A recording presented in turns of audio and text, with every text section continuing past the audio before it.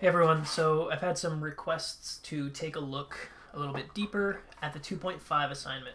So for this assignment, you're writing your own word problem.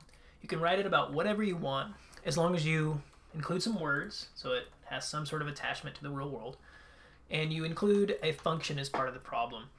Now, I've got an example here for you to take a look at, but in case this is too much, I'll walk through another example with you now. All right, so every day my cat eats one Houston Astros cap worth of food. So I just took this out and I measured it on my kitchen scale, full of food. And it's about 2.5 ounces of food. Of course, I tiered it to not account for the weight of the helmet. So my cat eats 2.5 ounces of food every day. And I want to know how many days she can last off of a certain amount of food. So what I want to do is I want to write a function that can tell me, like, I buy a bag of food, I look at the weight, and then I can turn that into how many days she'll eat off of that bag of food. And then, after I've written my function, I'm going to take that function and I'm going to apply it so that I can figure out how many days she can eat off of this giant 22-pound bag that we usually buy. Sweet. So how many scoops do you think is in that big, giant 22-pound bag? So see if you can make a guess, and we'll know the answer in a couple minutes. So we want to write a function that relates amount of food in pounds, that's important, to the number of days that she can eat. This can be really tricky to try to come up with the function. So the way I like to do it is I like to think of an example. Like, what if we had a little 5-pound bag, right? Of meow. Cool. So what if we had a 5-pound bag? How many days would that last her? Well, to do that, first thing we need to do is we need to turn pounds into ounces. So we're trying to figure out how many ounces she'll eat. So the first thing I would do is I'd take 5 and multiply times 16, because there's 16 ounces in 1 pound. Okay, so now I know how many ounces she eats, or how many ounces are in a 5-pound bag. So 5 times 16, a 5-pound bag is 80 ounces. Great, so how many days will that feed her?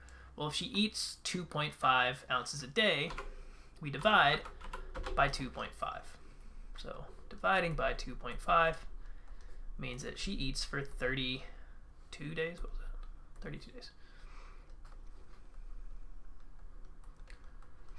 Okay, so, oh, I should have known that. 5 over 2.5 is 2.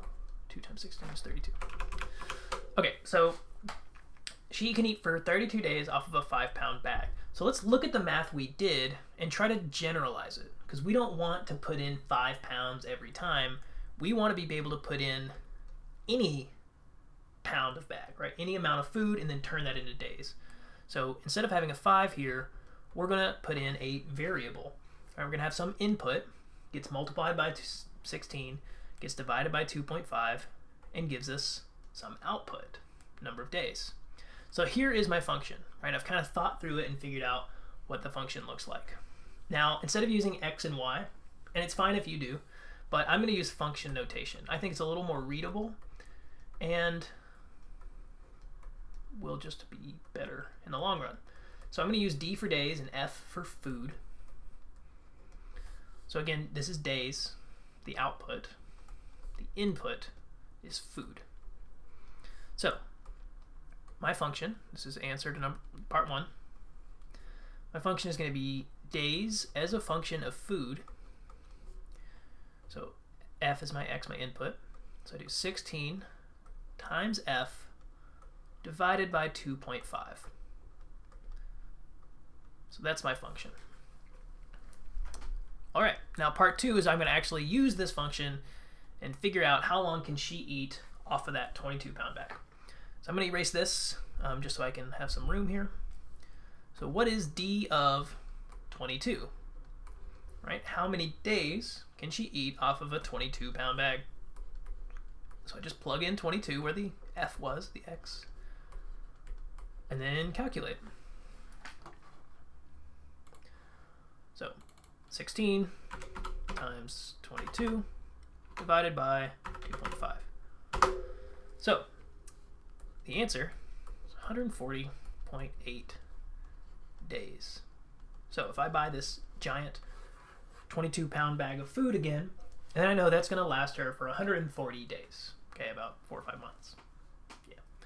Cool. Hopefully that example makes this a little bit easier. Again, your goal is to come up with any word problem you want that we can use a function to solve. So you want to, the first part is ask the person answering the question to write a function, and then maybe have them plug something in to use the function. And then when you submit this, you want to submit your answer as well. So if I were doing this problem, if this were my example, I'd take a screenshot of this, or if I did it on paper, right, take a picture and submit this whole thing. That includes my problem, right? You want the question and the answer. So you want to make sure you answer your own problem. Thanks, guys. Let me know if you have any more questions.